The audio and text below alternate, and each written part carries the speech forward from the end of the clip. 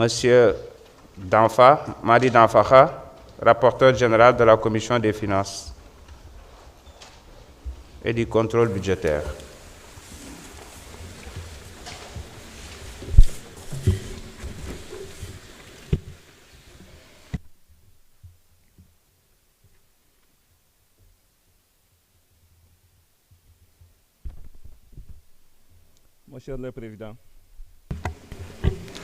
Monsieur le Président, Monsieur le ministre, chers collègues, la Commission des finances et du contrôle budgétaire s'est réunie le vendredi 7 février 2025 sous la présidence de M. Chérif Ahmed Diko, président de la dite commission, à l'effet d'examiner le projet de loi numéro 01-2025 relatif à la réglementation bancaire.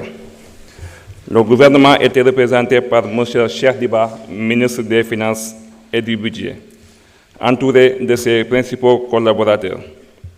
Ouvrant la séance, le président a, au nom de la Commission, souhaité la bienvenue au ministre ainsi qu'à ses collaborateurs. Il a par la suite invité le ministre à présenter les motifs qui sous-tendent le présent projet de loi. Abordant le projet de loi, le ministre a d'abord rappelé qu'à la suite de l'adoption par le Conseil des ministres de l'Union monétaire ouest-africaine en 2007 de la loi portant réglementation bancaire dans les États membres de l'IMOA, le Sénégal a internalisé le dispositif à travers la loi numéro 2008-26 du 28 juillet 2008 portant réglementation bancaire. Or, depuis cette date, la BCEAO a conduit plusieurs réformes structurantes à fort impact sur le cadre réglementaire et opérationnel régissant l'activité bancaire de l'IMOA, a indiqué le ministre. Ces réformes ont visé, selon lui, le renforcement de la solidité et de la résilience du secteur bancaire régional, en s'appuyant sur des standards internationaux en la matière et à la mise en conformité du cadre réglementaire et de supervision de l'IMOA, avec les principes fondamentaux pour un contrôle bancaire efficace édicté par le comité de Bâle. Le ministre a précisé que ces réformes ont porté notamment sur l'adoption des normes de Bâle 2 et 3, ainsi que la mise en place d'un dispositif de résolution des crises bancaires. La révision du dispositif de lutte contre le blanchiment de capitaux et le financement du terrorisme et de la prolifération des armes de destruction massive en juillet 2015 et en mars 2023. La mise en place d'un cadre réglementaire de partage d'informations sur le crédit à travers des bureaux d'information sur le crédit. L'adoption d'un nouveau plan comptable bancaire. La mise en place d'un dispositif réglementaire dédié à l'exercice des activités de la finance islamique. L'adoption de lois uniformes relatives au crédit bail et à l'affacturage. L'encadrement réglementaire des conditions d'exercice des activités des intermédiaires en opération de banque.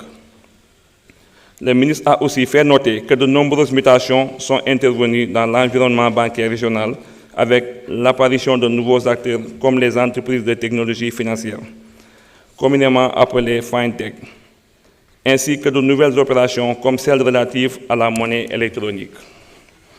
En outre, après plus d'une décennie d'application, des pistes d'amendement de la loi en vigueur ont été identifiées, à l'effet de répondre aux difficultés d'interprétation et d'application relevées par les régulateurs. Le superviseur et les assujettis a-t-il relevé? Le ministre dira que c'est à l'issue de ce processus que le Conseil des ministres de l'IMOA a pris la décision numéro 15-2023/CM/IMOA du 16 juillet 2023 relative à l'adoption du projet de loi uniforme portant réglementation bancaire dans les États membres de l'IMOA, qui dispose en son article 2 que les États membres de l'IMOA prennent les dispositions nécessaires en vue de l'insertion de la loi uniforme dans leur ordre juridique interne. Ainsi, le présent projet de loi a pour objet d'internaliser la loi uniforme portant réglementation bancaire dans les États membres de l'IMOA, a apprécié le ministre. D'après lui, il apporte les innovations suivantes. La cohérence globale du cadre réglementaire régissant l'activité bancaire, par-delà la loi bancaire et à celle de la Convention régissant la Commission bancaire de l'IMOA, ainsi que son annexe. L'édiction d'un seul acte juridique régissant l'ensemble des aspects relatifs au statut des établissements régis par la loi bancaire, depuis l'accès à ce statut. Le régime de contrôle applicable est la sortie de ce statut. L'élargissement du champ à 5 catégories d'établissements contre 2 au niveau de la loi en vigueur. La prévision du régime applicable à tous les établissements concernés, à savoir les établissements de crédit, entre parenthèses banques et des établissements financiers de crédit, les établissements de paiement, les établissements de monnaie électronique, les compagnies financières et les holdings bancaires. La structuration qui assure la cohérence des dispositions et la lisibilité globale du texte ainsi qu'à faciliter son application effective. L'intégration au-delà des dispositions relatives à la supervision de celles concernant la résolution, l'extension des pouvoirs de supervision et de résolution de la commission bancaire s'exerce sur toutes les entités soumises à sa supervision, à savoir celles régies par la loi bancaire, les institutions de microfinance ainsi que toute autre entité concernée. Intervenant à la suite du ministre, vos commissaires ont d'abord souhaité la bienvenue au ministre ainsi qu'à ses collaborateurs avant de faire part de leurs suggestions et préoccupations qui, pour l'essentiel, se résument au point ci-après. Vos commissaires ont salué ce présent projet de loi qui vise à renforcer de manière significative la stabilité, la résilience et la compétitivité de notre système financier. Toutefois, ils ont considéré que la limitation du nombre de mandats des administrateurs de banques par la nouvelle réglementation bancaire communautaire pourrait constituer un sérieux obstacle dans la gouvernance efficiente du dit secteur.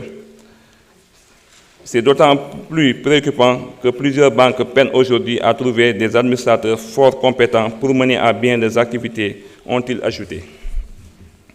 À ce titre, vos commissaires l'ont invité avec son collègue en charge de la microfinance, de l'économie sociale et solidaire, en collaboration avec leur homologue de l'espace IMOA, à mener une réflexion dans le sens d'assouplir une telle mesure.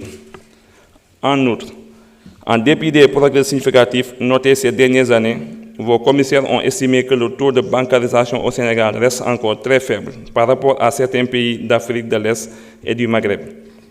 Cette situation résulte en grande partie des conditions très contraignantes assujetties à l'accès aux services bancaires. Certains de vos commissaires ont, dans ce sillage, décrié le taux d'intérêt élevé appliqué aux enseignants dans le cadre des opérations de crédit. À cet égard, le ministre a été invité à veiller à l'application rigoureuse des directives que la BCEAO aurait prises dans ce sens. Ils ont à ce propos plaidé la révision urgente de ces conditions tout en souhaitant être édifiés sur l'impact direct des nouvelles mesures édictées dans la gouvernance du secteur bancaire sur les populations. De même, considérant que les opérateurs de télécommunications se livrent désormais à des opérations bancaires électroniques, vos commissaires ont souligné la nécessité de prendre certaines mesures idoines de précaution.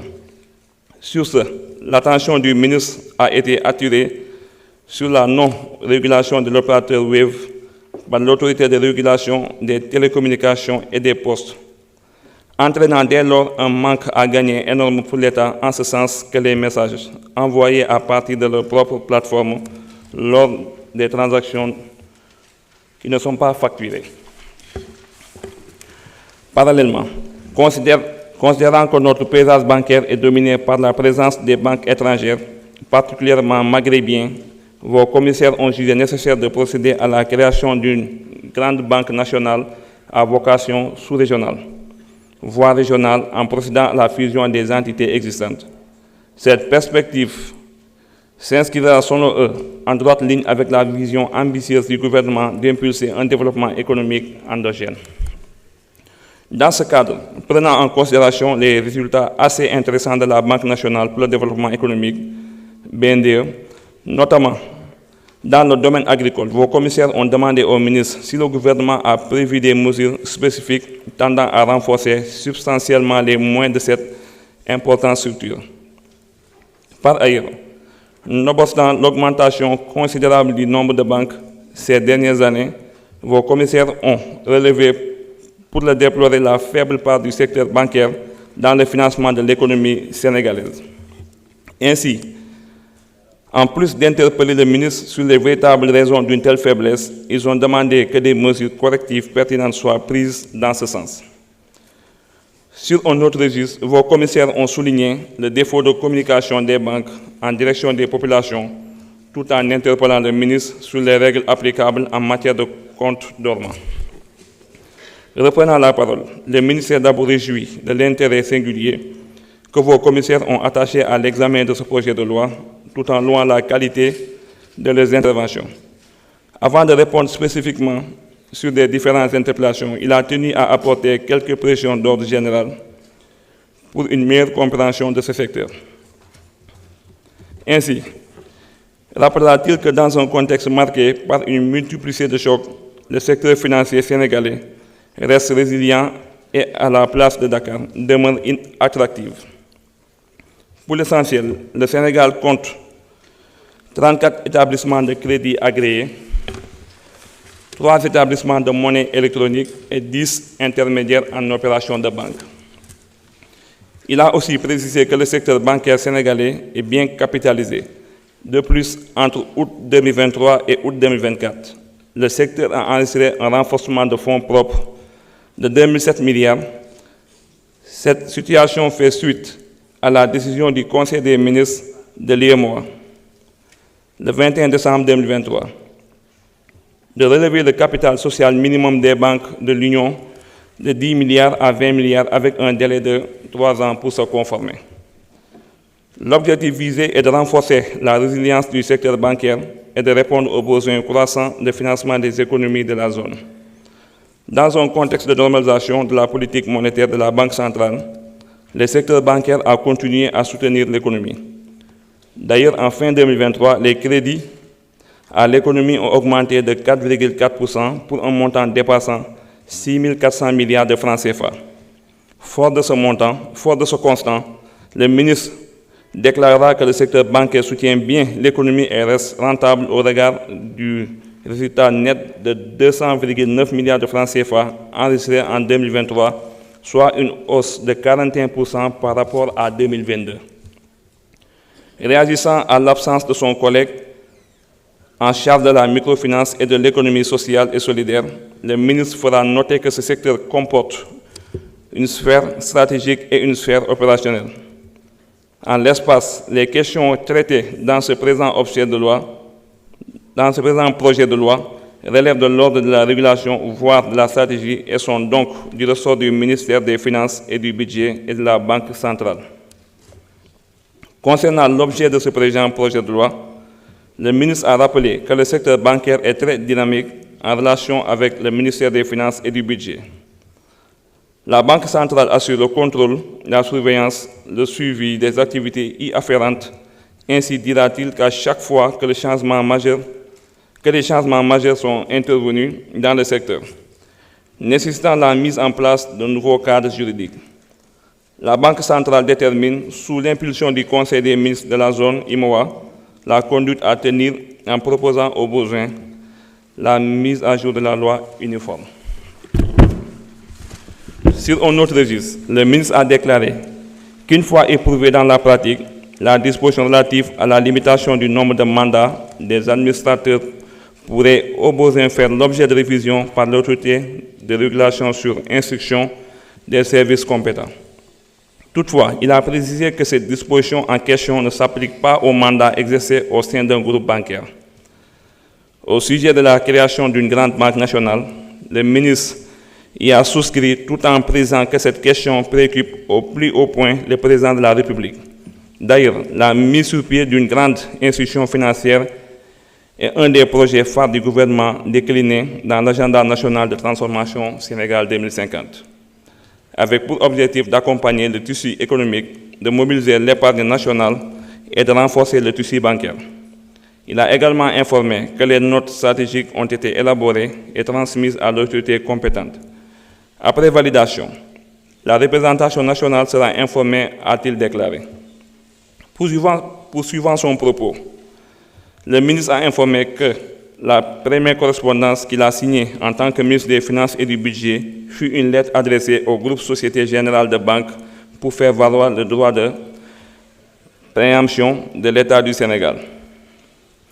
En cas de velléité de cession de la banque, en effet, il est inadmissible, suivant le ministre, que le secteur reste majoritairement sous contrôle étranger.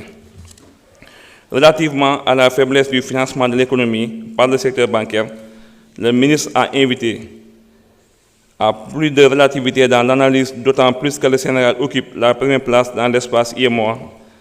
Il a tenu à préciser que le taux de financement évalué sur la base des crédits à l'économie rapportée au PIB dépasse les 30%. Toutefois, le pays est loin des performances enregistrées dans les pays d'aspiration comme le Maroc ou l'île Maurice. S'agissant des comptes dormants, le ministre a informé qu'ils sont régis par la directive numéro 16/2012/CEM/IMOA du 28 septembre 2012, internalisée à travers la loi numéro 2014-01 du 6 janvier 2014. En vertu de la réglementation en vigueur, si un compte reste inactif pendant 10 ans sans que son titulaire ou ses ayants droit ne soient trouvés, il doit être clôturé et les fonds qui y sont logés sont transférés à la Banque centrale pour conservation pour une durée de 20 ans. Dès lors, le délai de prescription des avoirs dormants est de 30 ans à compter de la dernière intervention du titulaire ou de ses ayants droit. Suivant le ministre, au terme de ce délai sus-indiqué, la BCEAO transfère les avoirs dormants non réclamés au Trésor public de l'état d'implantation de l'organisation dépositaire initiale, dans un délai maximum de 3 mois. Satisfaits des réponses apportées par le ministre, 20 commissaires ont adopté à l'unanimité le projet de loi numéro 01/2025 portant réglementation bancaire. Il vous demande d'en faire autant s'il ne soulève de votre part aucune objection majeure.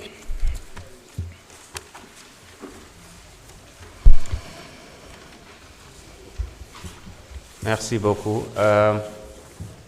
Je voudrais proposer que le rapporteur puisse enchaîner avec le deuxième projet de loi, si ça ne pose pas de problème.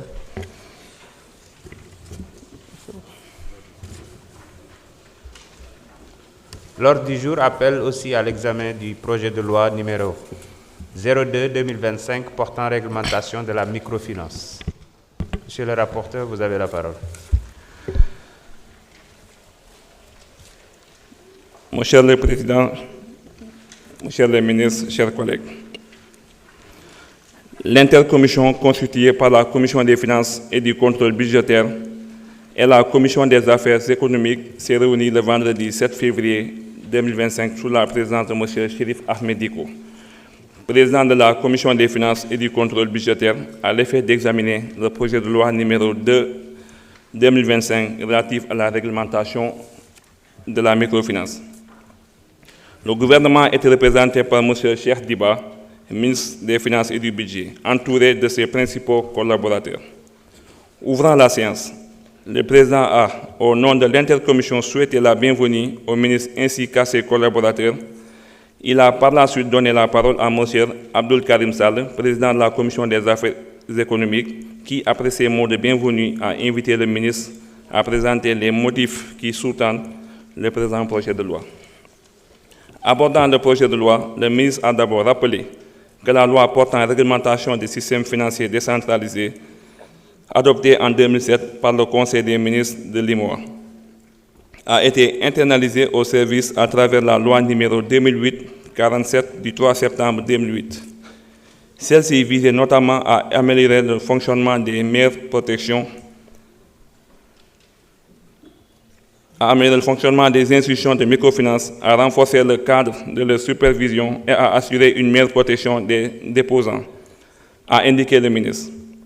Ce qui a, selon lui, permis au secteur de la microfinance d'enregistrer au Sénégal des évolutions significatives au cours des dernières années, en termes de mobilisation de ressources et d'octroi de financement au profit de personnes physiques et morales qui n'ont généralement pas accès aux services offerts par les banques et établissements financiers.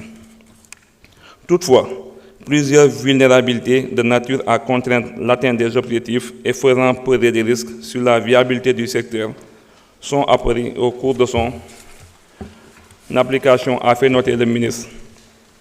Celle-ci, relevée par les autorités de contrôle, obère les progrès enregistrés et pourrait compromettre la viabilité en particulier des institutions mutualistes ou coopératives d'épargne et de crédit, qui constituent plus de 95% du secteur, a-t-il précisé.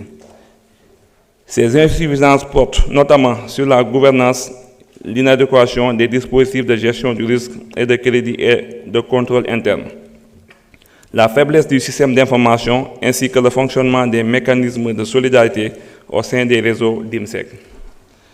D'après le ministre, la révision de la loi apparaît ainsi nécessaire pour apporter des réponses et offrir l'opportunité de prendre en compte les réformes menées au cours des dernières années dans le secteur financier de l'Union en général et les évolutions intervenues dans la microfinance en particulier, ce qui est de nature à adapter le cadre légal et réglementaire des institutions de microfinance dans l'IMOA, a-t-il rappelé.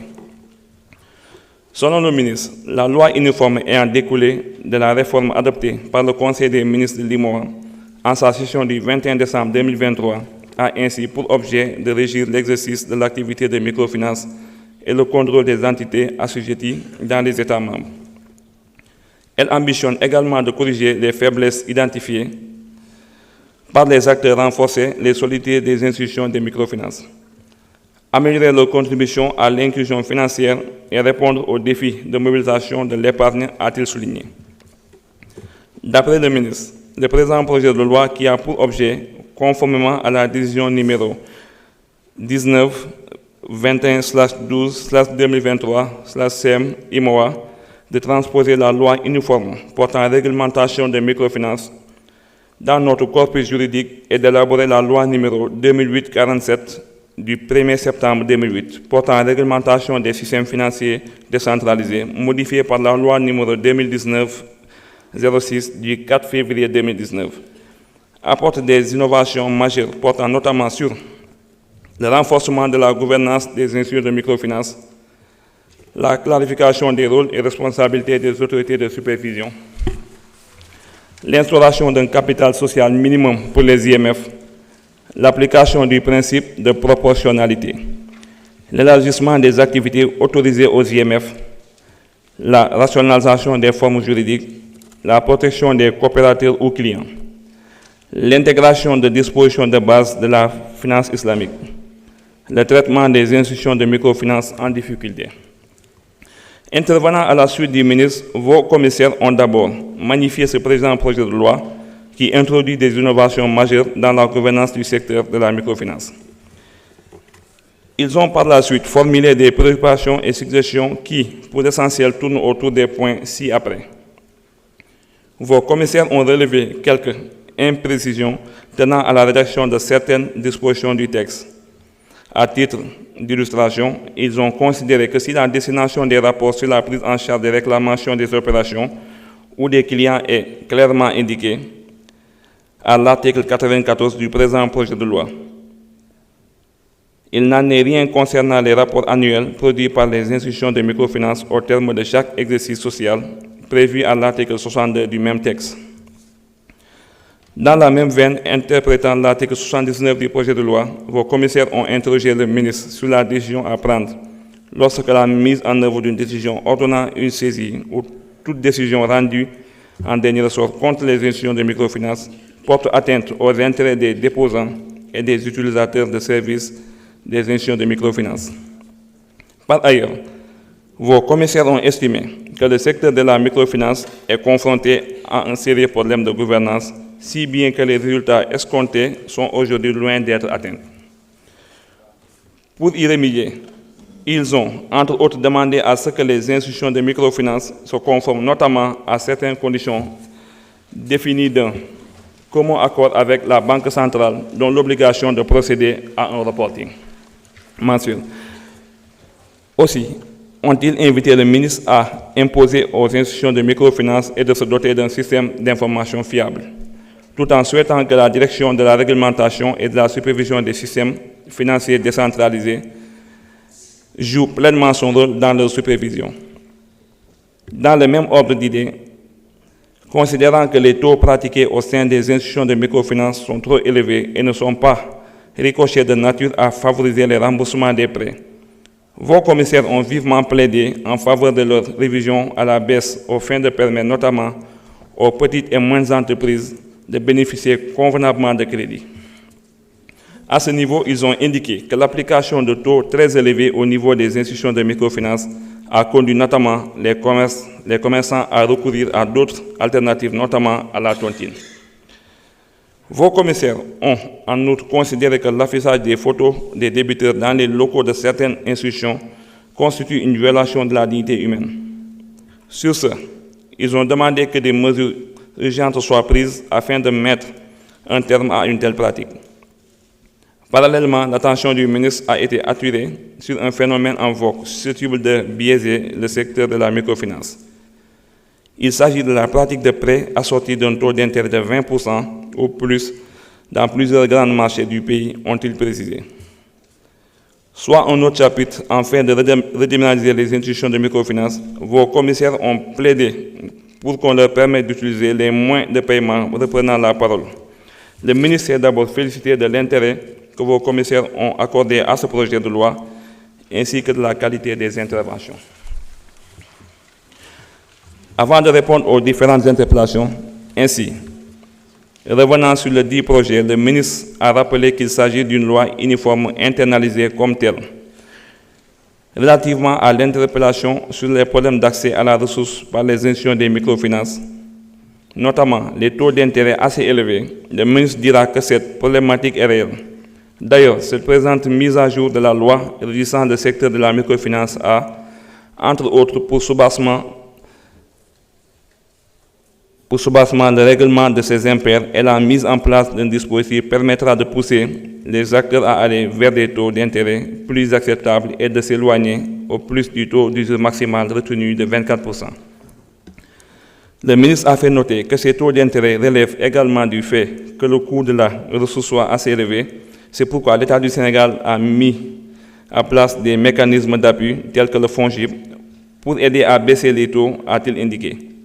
Le ministre a toutefois rassuré que des travaux sont en cours pour permettre aux institutions de microfinance d'accéder au guichet de refinancement de la Banque centrale afin d'avoir plus de marge de manœuvre pour baisser le coût du crédit, abordant l'activité de nanocrédit dans les marchés. Le ministre a relevé que son exercice par des structures non habilitées et illégales. Déjà en 2024, son département avait sorti un communiqué pour interdire ces pratiques et sensibiliser les populations des risques encourus. Malheureusement, d'après le ministre, ces forfaits prospèrent toujours. À cet effet, il a informé qu'un comité est mis en place au sein du ministère des Finances et du Budget pour lutter contre ces pratiques. Ce comité, a-t-il dit, est ouvert aux consommateurs, à la Commission de protection des données personnelles et à la cybercriminalité. Concernant la suggestion de vos commissaires ayant trait au développement du secteur de la microfinance, en permettant notamment aux institutions de microfinance d'accéder aux moyens de paiement, le ministre est d'avis que cette recommandation est très pertinente et devrait renforcer leurs inclusions financières. Il a également relevé que le présent projet de loi entend y apporter des réponses avec la possibilité d'utiliser, hormis le chèque, l'ensemble des moyens de paiement prévus par le règlement R015. L'émission de monnaie électronique, l'affacturage et le crédit bail. Il a en outre souligné que toutes ces pertinentes questions pourraient alimenter les concertations communautaires pour aboutir à la prise en charge des préoccupations du secteur de la microfinance. Sur l'interpellation relative aux méthodes vexatoires de recouvrement de créances, notamment au niveau des institutions de microfinance, il faudra noter que c'est une question qui fait l'objet d'attention au niveau de ces services, notamment l'observation de la qualité des services financiers. Avec son dispositif de médiation, à cet égard, il a réitéré la responsabilité du gouvernement de veiller à ce que les conditions de recouvrement ne soient pas dégradantes, tout en rappelant le devoir des créanciers de rembourser les sommes empruntées afin que ces institutions de microfinance puissent continuer à fonctionner. Par rapport aux 37% des PME n'ayant pas accès aux services financiers classiques, le ministre a informé que ce taux émane de l'enquête sur la situation de référence de l'inclusion financière menée par son département en 2017. Cette proportion a évolué avec les mesures récentes prises, a-t-il ajouté. Une enquête en relation avec les services de l'ANSD au cours de l'année 2025 permettrait d'avoir une situation beaucoup plus récente. Pour le financement de l'Observatoire de la qualité des services financiers, le ministre a indiqué qu'il s'agit de 3 contributions, à savoir celle de l'État qui s'élève pour 2025 à 830 millions de francs CFA et celle des compagnies d'assurance pour un montant de 75 millions de francs CFA et des banques de 50 millions de francs CFA. Il a également réaffirmé la nécessité de réformer, la nécessité de renforcer les pouvoirs d'action de l'OCSF afin qu'il soit beaucoup plus présent, touchant par la même occasion le maximum d'acteurs. Ce qui nécessite selon lui des ressources humaines, financières et matérielles conséquentes qui seront renforcées par l'État, a-t-il conclu. Par rapport à l'absence de son collègue en charge de la microfinance et de l'économie sociale et solidaire, le ministre fera noter que ce secteur comporte une sphère stratégique et une sphère opérationnelle. En l'espèce, les questions traitées dans le présent projet de loi relèvent de l'ordre de la régulation et sont donc du ressort du ministère des Finances et du Budget et de la Banque centrale. Satisfait des réponses apportées par le ministre, vos commissaires ont adopté à l'unanimité le projet de loi numéro 02-2025 relatif à la réglementation de la microfinance. Il vous demande d'en faire autant s'il ne soulève de votre part aucune objection majeure.